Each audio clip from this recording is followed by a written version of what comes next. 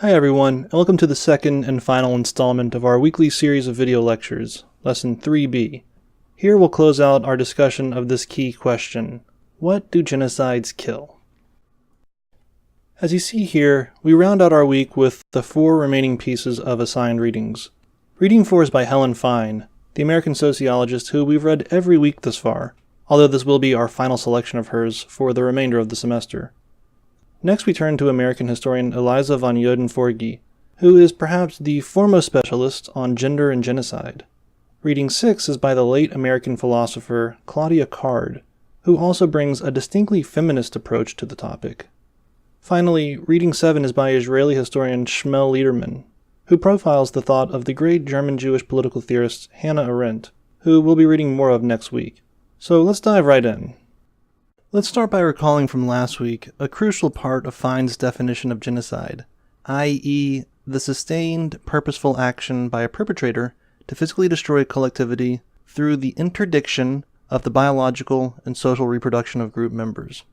At the outset of Reading 4 this week, she clarifies this latter point, saying that reproduction serves to continue the group, genocide to destroy it. In other words, much like Powell in Reading 1 this week, Fine understands the genos as sustained by reproduction. This actually isn't all that surprising, given the etymological history of this root word. We've noted that the genos is a Greek word that Lemkin translated as race or tribe. The term derives from the Proto-Indo-European root word gene, meaning to give birth or beget. Interestingly, other words that share the same root word include gender and nation, as well as nature and indigenous.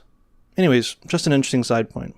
Back to Reading 4, this was published in the inaugural issue of JGR in 1999, and it helped establish a research agenda on sexual and gender-based violence and genocide studies. Now, I don't necessarily agree with Fine's historical argument, which we can talk about later, but going back to antiquity, she shows how slavery and rape have been used as means of genocide. Slavery might enable women to live, she points out, yet it is not an alternative to genocide, but a means of ensuring group death over the generations if reproduction is restricted to paternity by the master class, and their progeny are assimilated into the master class. This outcome has also been apparent in 20th century cases of genocide. Consider the Armenian genocide, for example. After the Armenian leadership and military-aged men were murdered, the survivors were deported into the Syrian desert, where rape, sex slavery, and forced marriages became quite common. As a result, many Armenian women and children were assimilated into Ottoman households. Contemporary observers view the assimilation of women and children into Muslim households as an intentional policy aimed at disintegrating the Armenian community simultaneously with the physical annihilation of men and boys. Now, the extent of such assimilation wasn't so evident in other cases from the 20th century canon, where rape and other forms of sexualized violence were used as rituals of degradation, as she puts it. For example, it was a matter of policy during the Bosnian genocide, where a systematic campaign of mass rape was strategically deployed in order to terrorize and forcibly remove the Bosniak population. She also found male Bosniaks also suffered sexual depredations. Similar forms of humiliation were also rife during the Rwandan genocide, where Tutsi women were targets of gang rapes. Now, this isn't to say that there weren't forced marriages and sexual slavery during these cases, but the act of assimilating the offspring into the perpetrator group was relatively less common. At the opposite extreme, however, there was, in some cases, an ideological sanction against sexual relations between the perpetrators and victims. Obviously, during the Holocaust, Nazi ideology strictly prohibited sexual intercourse between Aryans and Jews. Similarly, in the Cambodian genocide, the Khmer Rouge regime had a rule against so-called moral offenses, such as rape. So for both of these cases, it was widely assumed that sexual violence was, if not absent, then exceedingly rare. However, I think Fine overstates her argument in this regard, as recent research has dug up the violence in these cases. Nevertheless, the big point here is that Fine offers a new answer to the question, what do genocides kill? In short, they kill the reproductive capacity of the genos.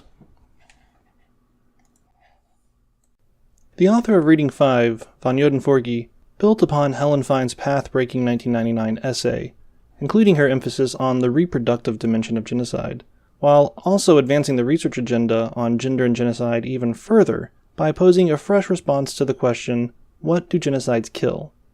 Before we answer that, however, let's look at this image, one of the most iconic photographs of the Holocaust. This image came from the Stroop Report, an official report prepared by SS General Jürgen Stroop for Heinrich Himmler, recounting the German suppression of the Warsaw Ghetto Uprising and the liquidation of the ghetto in the spring of 1943. The identity of the boy at the center of the photo had been confirmed, but it appears that his mother is to his immediate right. At the far left-hand side of the photo, we see a little girl holding on to her mother. Apparently, the girl's name is Hanka Lemmet, whereas her mother's is Matilda Lemmet Goldsfinger. Anyways, when I look at this picture now, I see remnants of a family unit under attack. Van Joden-Forgy thus argues that genocide kills the generative force of the family unit. Again, let's go back to the etymology. In ancient Greece, the original connotation of the genos was a house, hearth, or family, i.e. the basic unit of kinship that was at the heart of ancient Greek society. Subsequent connotations of the word scaled upwards to denote broader levels of identity, such as a clan or tribe. According to one historical dictionary, the genos was thus primarily determined by birth, and equally denoted either the closest natural ties of a common family or the widest natural ties of the race or nation. This focus on the family potentially bridges the gap post-liberal divide that we revisited back in Lesson 3a. First of all, the family is the linchpin between the individual and the collective. This way of looking at the genos also cuts across another divide in the field. As we saw last week, Fine argued that the genos was objectively real, considering the biological foundations of the group's reproductive capacity. She was arguing against Chalk and Johansson, who we didn't read, but maybe we should have, who posited that the targeted group is subjectively imagined by the perpetrator. Now, I'm just thinking out loud here, but I think that we can see the genos as an imagined organic collectivity. Maybe you guys can help me flesh out my thoughts. Anyways, let's focus on the concept of life force atrocities, which is a specific kind of crime that is inherently genocidal, thereby suggesting that life force atrocities are not reducible to genocide. She defines life force atrocities as a ritualized pattern of violence that targets the life force of a group by destroying both the physical symbols of its life force, as well as the most basic institutions of reproduction, especially the family unit. Now, this obviously includes the physical acts of rape and sexual violence, but it's much more than that, because it works on a symbolic level as well. Van Joden-Forgy thus spends considerable time analyzing the ritual performance, what she describes as genocidal cruelty, considering the terribly gruesome scenes of sexual depredations that are tragically so common in genocidal situations. This performative aspect of the perpetrators, this ritualization of violence, she suggests, plays a role in normalizing genocidal ideologies, thereby possibly demonstrating evidence of genocidal intent. So there are important implications here for genocide prevention, because we can possibly see life force atrocities being committed at an interim stage of a potentially genocidal situation. Analytically, the value of this concept is that it directs attention to the intimate experiences of genocide at the local level. As she says, the fact is that much genocidal violence is committed through the small-scale institution of the family. So this analytical focus on the family brings us back to this iconic image, because it's important that we see this not only as nameless faces who have posthumously been cast to represent the enormity of all Jewish victims of the Holocaust, but as individual members of particular and unique families. This is what gets killed by genocide. Let's move on to reading 6, where Claudia Card uses a feminist analysis to reconsider the question of what is killed by genocide. In particular, she asks what distinguishes genocide from other forms of mass violence. What makes genocide a peculiar evil? Her answer draws from a seminal study of slavery by Orlando Patterson, a Jamaican-born American historical and cultural sociologist, who came up with the idea of social death. In Patterson's words, slaves suffered from social death because they were culturally alienated from the social heritage of their ancestors. Or, as Card puts it, slaves in the Americas who descended from kidnapped Africans were born socially dead, cut off from intergenerational social connections in both directions, past and future. Now, there are two features of Card's analysis of social death that I wish to underscore here. First, social death takes place in the context of the domination of one group by another. We'll talk later in this about how persecution can bleed into genocide. Second, social death destroys social ties with family and community that leads to the loss of one's cultural heritage. That is, social death is defined in terms of loss of social relations and a loss of culture. So what does genocide kill, according to this perspective? Much like Powell in Reading 1, genocide kills the social vitality of a group. Social death is the inverse of social vitality. Hence, genocide is a form of social death. This perspective directs attention away from a focus on body counts. As we've said, genocide is more than the mass murder of individuals. It involves something else that attacks people on a symbolic level. The implication is that social death is just as bad as physical death, if not even worse in some cases. Again, drawing from Patterson, Card says that slavery, which historically was a substitute for slaughter, simply substituted one kind of death for another, death for mass homicide. So there are two implications for this. First is that victims of domination may continue to live, at least in a biophysical sense, but remain otherwise socially dead. It follows that social death can occur without actual physical death. So does that mean that genocide can take place without mass murder? I mean, that's the implication here. But what do you think? More generally, what are your thoughts about Card's connections between Holocaust and genocide studies on the one hand and the study of the transatlantic slave trade on the other? Our final selection this week introduces us to the work of Hannah Arendt, which we'll come back to next week.